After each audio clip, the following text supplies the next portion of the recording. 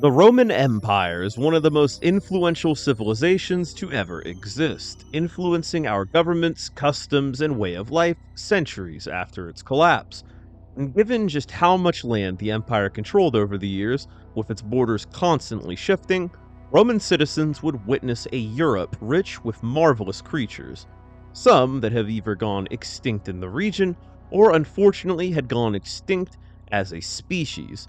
But as Romans had their knowledge of animals, some of them are not like any animals that we know of today. Cryptids from an old world. Welcome to Cryptid Corner, the series all things cryptids, and today we're going to look into cryptids from ancient Rome.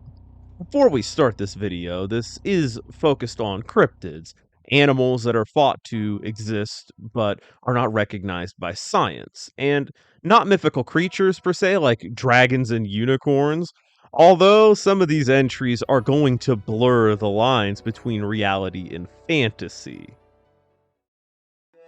Our first mystery creatures from the ancient world are shown on a complex mosaic known as the Nile Mosaic of Palestrina. The mosaic was originally displayed in a grotto in the town of Palestrina in Italy, and is thought to have been created around the year 100 BC. And as its name suggests, this piece depicts a voyage up the river Nile, going through Egyptian territories and ending as Ethiopian hunters can be seen as the Nile fades out of view. The mosaic is quite large, standing 14 feet tall and 19 feet wide, giving room for great detail in the piece, showing scenes of different peoples and labeled animals who lived along the Nile. Animals such as hippos, crocodiles, birds, dogs, lions, camels, snakes, and even a rhino can be spotted. But as you look closer at the creatures of Upper Egypt, they begin to become unfamiliar.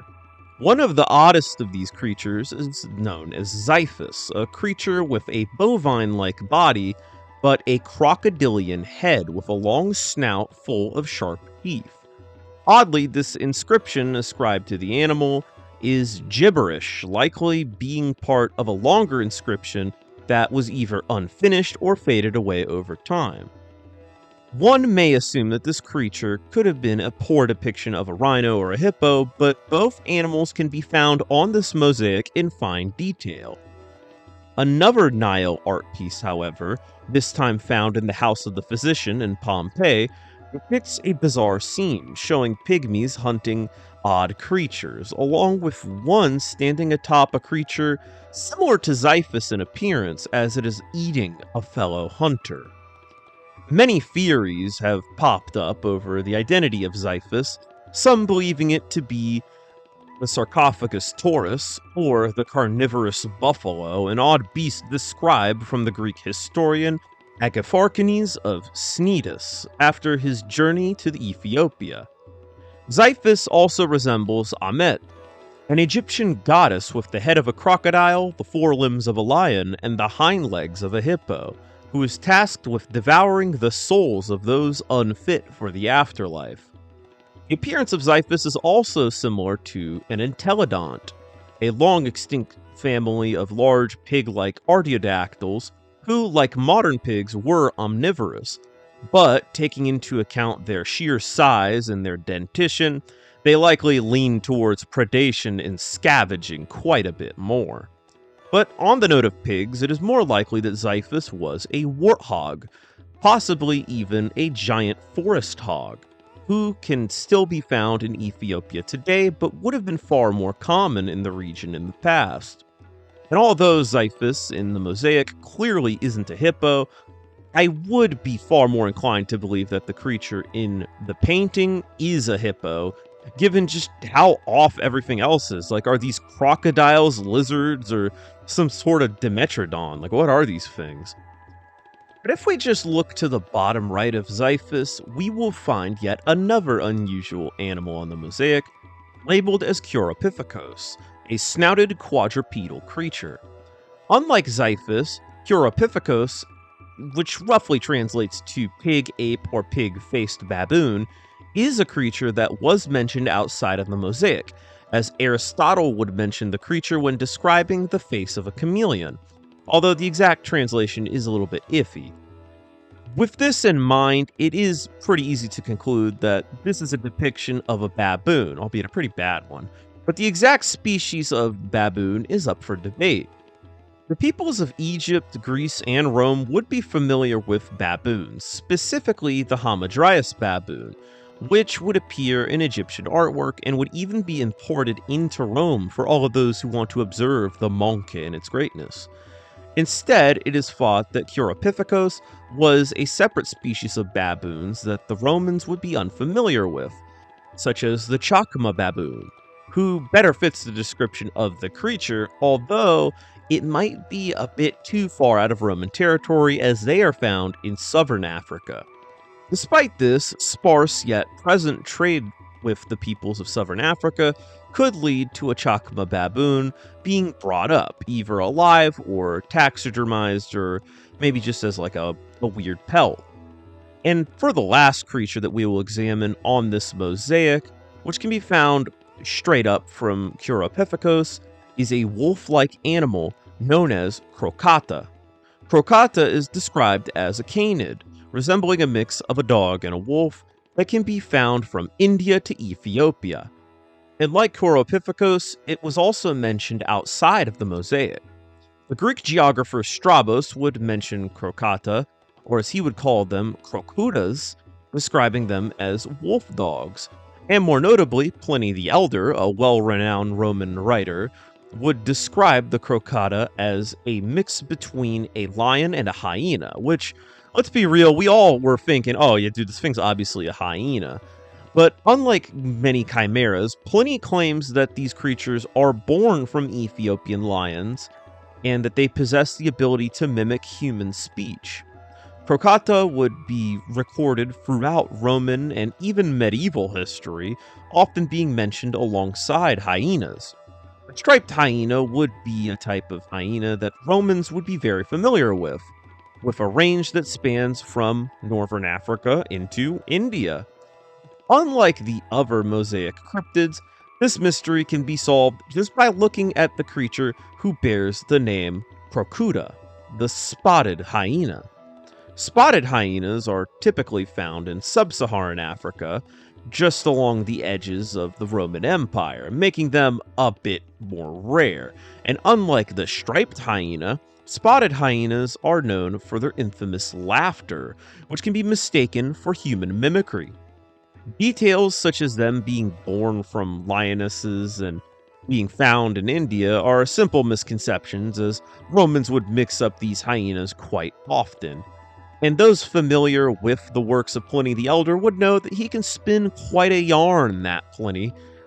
So to summarize the cryptids of the Nile mosaic, Xiphus is a hog, Cryptids is a baboon, and Crocata is simply a spotted hyena. Likely looking so absurdly different on this mosaic due to the artist not actually seeing these animals in person and working purely off of description from secondhand testimony. It is important to note that the mosaic isn't 100% realistic, as you can find some mythological creatures on here, such as like a sphinx over here, which I didn't really cover because, again, I want to focus on the cryptids and not the mythological creatures, but that is definitely worth noting. Now, of course, I can't get away with doing one of these videos without bringing up an aquatic cryptid, or rather, a sea serpent in this case. The Scolopendra is a sea cryptid that is said to inhabit the Mediterranean throughout Greco-Roman history, and generally they are thought of as a centipede-like creature with countless legs, or rather fins, running down its body along with other odd abilities. According to both Aristotle and Pliny the Elder, if a fisherman's hook snags one, the Scolopendra will turn itself inside out until the hook is dislodged, and Aristotle also notes that they kill their prey through contact with their skin, similar to a jellyfish. And it seems, like many other creatures of the ocean, the size of Scolopendra can vary, as Greek poet Antipater of Sidon told of a man named Hermonix, who came across the corpse of a Scolopendra, estimating it to be about 50 feet long. And another description of Scolopendra from Roman writer Aelian describes them as one of the largest creatures in the ocean, comparable in size to a trireme. Large warships, which at largest could clock in at about 135 feet long and 20 feet wide. Aelian would also describe their behavior, rising to the surface and breaching with their immense heads as they swam by rowing their 1,000 legs, similar to how many rowers of a trireme would row their ships forward with many oars. And given their size, the Scolopendra were violent, attacking and sinking ships with ease. The Scolopendra is an interesting cryptid, as similar creatures matching their appearance, size, and aggression have been reported across the world, such as the Konzit of Vietnam, the Mokade Kujira of Japan, and the sea serpent that attacked the HMS Narcissus off the coast of Algeria back in 1899. These types of sea serpents are often categorized as many-finned sea serpents or sea centipedes, although not all of them are described as arthropods. There have been several theories behind these creatures, from them being some old remnant from the past, like an evolved eurypterid or some sort of plesiosaur, or perhaps even some kind of arthropod that evolved in coastal caves and were unleashed upon the ocean. Personally, I think the Scolopendra is not a single creature, but multiple, a whole colony of organisms to be exact.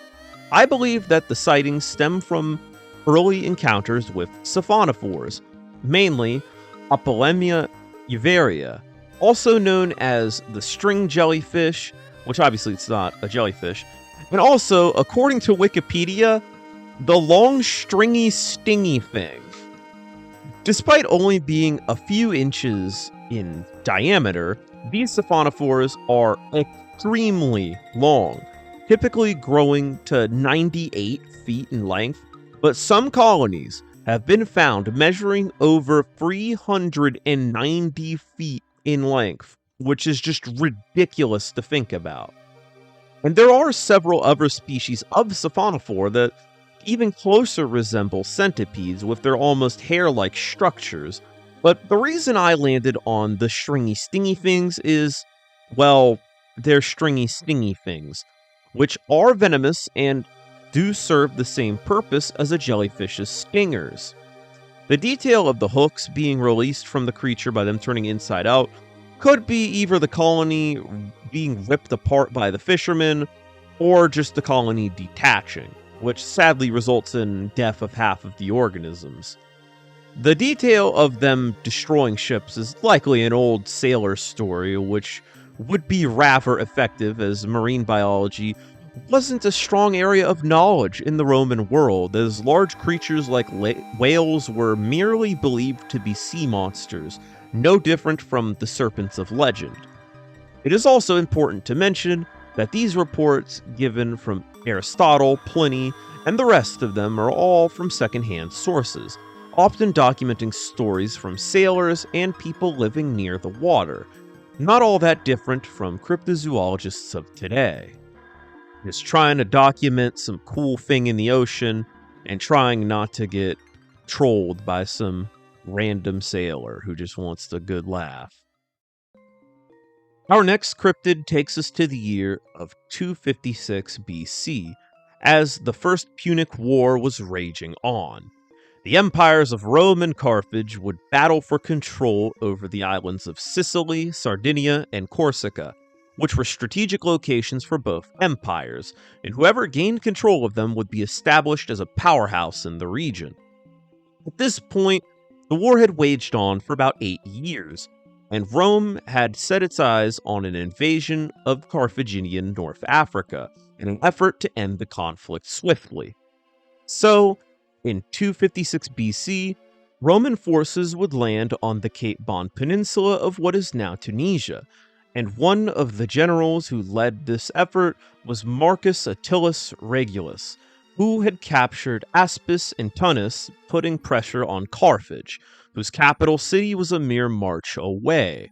But before Regulus and his men set to cross the Bagradas River, now known as the Medjerda, they would be met with a powerful force, although this force was no army, but instead a massive beast. At their camp that was set up near the river, men would go down to grab some water, but they would not return. This would become a great concern, and as Regulus had took to the water with armed men, they would come face to face with their culprit, a giant serpent measuring 120 feet in length, which would attack the army, devouring men caught in its jaws and swiping away forces with its powerful tail. Arrows, swords, and spears did little to damage the beast, so Regulus ordered that heavy stones be gathered from demolished walls and launched at the serpent from ballistae, which managed to finally do in this great monster. As much as this account sounds like something straight out of the Odyssey, Roman historians treat this story as an actual wartime incident, adding that the skin and even part of the serpent's head was sent back to Rome and displayed with pride. Modern historians, however, are not easily sold that some draconic giant went head to head with thousands of Roman soldiers, with most believing this to be a tall tale made up to maintain morale. You see, following this supposed incident, Regulus would see more success throughout the rest of the year. But in the spring of 255 BC, forces launched from Carthage, aided by Spartan mercenaries, would clash with the Roman forces in the Battle of Bagradas River, which would see Regulus's 15,500 man force reduced to a mere 2,000. And at the end of the battle, Regulus was not among the 2,000, instead captured by Carthage as a prisoner of war, with him dying in starvation in captivity, as his remaining men were forced to pull out of Africa with what little they had left. Given this, the story of the serpent is thought to make for a kind of an excuse as to why Regulus experienced such a humiliating loss. After all, losing doesn't sound so bad when you had beat a whole ass dragon before having to take on a force with 8 times your cavalry and 100 war elephants, the great kryptonite of Rome's early days. Despite this, Roman historians rarely ever include things such as giant serpents in documenting wars, tending to be more analytical and as realistic as possible, focusing on the logistics. Given this, it is still thought that a large reptile had actually raised concern in the Roman camps at the river, although it was greatly exaggerated. Given Africa has plenty of large reptiles combined with Rome's pretty poor knowledge of Africa's fauna at this point in history, we aren't void of culprits. The Nile crocodile is a pretty easy pick, as they are known to reach gargantuan sizes, exceeding lengths of 20 feet and weighing well over a ton. This would also make a lot of sense as to how the soldiers would have a rough time fighting it. Nile crocodiles are not common in Tunisia, although long ago their range was far greater, being found across Tunisia. So with this in mind, an abnormally large man-eating croc would be snatching off-guard soldiers at the base of the camp, and when the men came to investigate, they were cautious to approach it guns blazing, with swords hacking and slashing and raining down arrows, so instead, they pelted it with large rocks until it died, with this account later being embellished, either as a cope to justify the loss, or more likely as just a tall tale. But if you do want to take the serpent interpretation literally, then look no further than the African rock python, which is capable of reaching lengths of over 20 feet and clocking in at over 175 pounds. Pythons are not endemic to Tunisia either, which would make it even more odd of an encounter, although I don't really think besting one would be as Herculean as an effort as besting a Nile crocodile. The last of the cryptids that we're going to go over today were spotted by the most famous Roman of all time, Julius Caesar, during his conquest of Gaul, a region of Europe which contained modern France, Belgium, and Luxembourg, along with parts of Switzerland, Germany, Italy, and the Netherlands.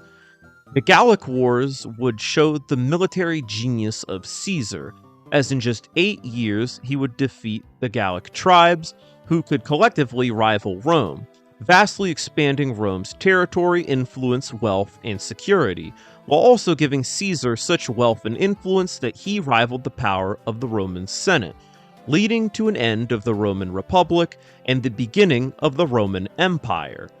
And it is during Caesar's campaign that he would arrive in the Hercynian forests of what is now Germany, and in Book 6 of the Gallic Wars, he would document 3 mysterious creatures that call this land home, one of which resembles one of the most famous mythical creatures of them all. The first of these creatures we will look at is the Uri, which is described as an enormous bull that is only slightly smaller than an elephant. According to Caesar, the Uri were well renowned for their speed, strength, and enormous horns, which the young men of Germany would take pride in hunting, and with the horns both being shown off as trophies and used as cups. The Alchus is described as a large deer-like animal, although they're devoid of antlers, and also unlike deer, the Alchus are said to lack knees and are unable to lie down or get back up if they fall down. Due to this, they'll lean against trees in order to rest. Hunters take advantage of this by partially chopping trees that the Alchus frequent during sleep, making it super easy for them to be farmed as a food source, as they'll just fall over along with the tree. The last and most interesting of the animals is simply referred to as the one-horned stag, or more commonly, Caesar's unicorn. The animal is described as having the body of a deer with the head of an ox, with a single horn in the middle of its head. The horn is long and narrow, yet ends in branching patterns like the branches of a palm tree. Also, females of this species are described as equal in appearance to males, including the horn. These creatures are said to inhabit the woodland of Germany, which paint a fascinating picture of this ancient land that would have been alien to even well-traveled Romans of the time. Despite this, all of these animals have plausible explanations, including the unicorn. The Uri is the easiest creature to identify, as today they are known as the Urus, or more commonly known, the aurochs. The auroch is a giant species of wild cattle that are the ancestor of domesticated cows, possessing huge curved horns and being far larger and bulkier than modern cattle. Today, the aurochs is sadly extinct, but long ago they were very widespread, being found across Eurasia and into northern Africa. And although Romans would have been familiar with the aurochs of southern Europe, the aurochs of Germany and Denmark were significantly larger, standing up to 6 feet tall at the shoulder and weighing up to 2,200 pounds, which, yeah, at that size, you'd only be smaller than elephants. The Alces, as well, is pretty easy to identify, as in Italian, Alces translates to elk, although in America we call them moose, but in Spanish I'm pretty sure just translates to moose. But at the same time, Caesar mentions features that are not found in moose, such as a lack of antlers and kneeless legs, along with them leaning against trees to rest. Now, when I described the Alces, most of you probably thought that it just sounded a bit odd, but if you are familiar with fearsome critters, this description almost perfectly matches the hugag, who, exactly like Caesar's description, is a kneeless, moose-like animal that has to lean against trees in order to rest, with hunters partially chopping these trees that they frequent in an effort to topple these beasts. The only difference between them and the hugag is, I think they have backwards feet, along with a long upper lip. But looking even further into this, Pliny the Elder describes an animal known as the Atlas, which is literally the same as Caesar's description, but it had the detail of the long upper lip. This blew my mind, leaving me to wonder if lumberjacks in the 1800s had seemingly invented the same creature thousands of years later after Pliny the Elder and Caesar did. Or perhaps these lumberjacks, more realistically, brought a copy of the Gallic Wars into the American old-growth forests, repurposing the mythical beast into a fearsome critter. Addressing the odd details of Caesar's Alchus, though, the lack of antlers is pretty simple, as it could have just meant that the moose shed the antlers or that Caesar had seen a female moose. But the detail of the kneeless legs is quite odd, as they do clearly have knees and they do lie down when they get tired. But this wouldn't be the only animal that Romans referred to as being kneeless, as they thought that elephants didn't have kneed legs either. Romans also didn't have many interactions with elephants, and they would have typically only knew about them through word of mouth and artistic depictions, same as the moose. So given this, it's pretty easy to assume that it's just a moose, but what about this unicorn? The description of the creature possessing an ox-like head doesn't really mean much, as the word used, bos, is basically used to describe any cattle, from domestic cows to buffalo to yaks and even the aurochs. But given this, it is pretty easy to assume that the creature that Caesar had witnessed was a reindeer. Reindeer are stockier than most deer and have a more cow-like head. And atop their heads, they can sport some beautiful branching antlers, similar to the narrow horn that Caesar described. But what about this detail of a single horn? Deer have been found with single antlers, either through it breaking off, damage to the deer's pedicle, or it just being some sort of genetic condition. So it could be possible that he was just observing a reindeer with a single damaged antler from the side. But with that being said, he did make it clear that the horn, or really in this case an antler, came from the middle of the creature's head. Well, some deer actually have been found with a central antler, including the reindeer. Reindeer are also very unique, as unlike other deer species, both males and females grow antlers. And although reindeer are not found in this region today, long ago they were found here. And, it is still possible that reindeer could have wandered into this region. So, in conclusion, the Uri was an aurochs, the Alchus was a moose, and the unicorn was simply a reindeer with a horn condition. And the reason that they were described as such different, mainly the Alchus and the unicorn were described as such different, is because Caesar and the rest of the Romans were not familiar with these animals. So they had different interpretations of them and remembered them differently from single encounters.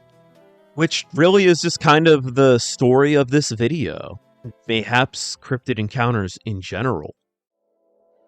And that is going to do it for the cryptids of the Roman Empire. This was such a fun video to research. Of course, we just got done with the spooky season over here on Cryptid Corner, so I figured let's start off the longer videos with a pretty cool one, and that's looking into the cryptids of not only an old civilization, not only the cryptids of old, but the Roman Empire. I thought it was really interesting to look into this. And, of course, there was a lot of Greek and Latin, so I was bound to butcher multiple things in this video, so be ready to correct me on that. Of course, one pretty notable Roman cryptid, Porphyrios, is not here, but I do have a whole video on that if you haven't watched that yet. Definitely do. It's a very fun video too. But yeah, this started because I was recommended Xiphus as like a cryptid to cover. But then I was like, well, I might as well just cover Roman cryptids in general. Like, that got me thinking, like, what kind of cryptids, not mythical creatures, but cryptids from Rome are there? Like, how many are there? Because I briefly knew about the Bagradas dragon. So I put it all together, and then I was like, okay, this might take like a little bit to make. But then I noticed that like Xiphus is part of this mosaic, and this mosaic is loaded with stuff. So I'm like, oh, this is gonna be a long video. So yeah, this is definitely a longer video. I know you all have wanted longer videos, so I went ahead and cooked this one up, and just judging off of how long the voice files were, yeah, it's gonna be a big one. All of y'all asking for the long videos, definitely your prayers have been heard, and I'm gonna work on more longer videos too. Probably not for the next one. The next 2 uploads, they're probably just gonna be like typical cryptid corners, and then I'll start on another long one. That's how I kind of want to pace it out, because I don't want to like only focus on the week-long ones, the ones that takes like a week to make. I want to kind of like do a long one and then like a couple smaller videos, you know, so it doesn't feel like y'all have to go super long without content. Even though it's just like a week, you know, like a lot of YouTubers go off of a week, but I definitely have a faster rate of production. But what did you think about the Roman cryptids? Did you think that a lot of them were plausible? Do you not like Scolopendra because like it's like they're narrow and it's not like a big super cool thing? Let me know down in the comments down below. If I got anything wrong as well, make sure to correct me, historians. Cryptozoological historians. That'd have to be a really interesting field. But again, I'd like to thank you all for watching. If you like this video, leave a like. If you like this content, make sure to subscribe and ring that notification bell so that you are informed on every single upload the second it goes out. And if you really like this content, consider becoming a member. Members get early access to videos, priority recommendations, and a spot here on the member shoutout. And like all of you who made it this far in the video, you are confirmed a real one. But again, thank you for watching. I'll see you in the next one, and goodbye. Like Rome, I'm out.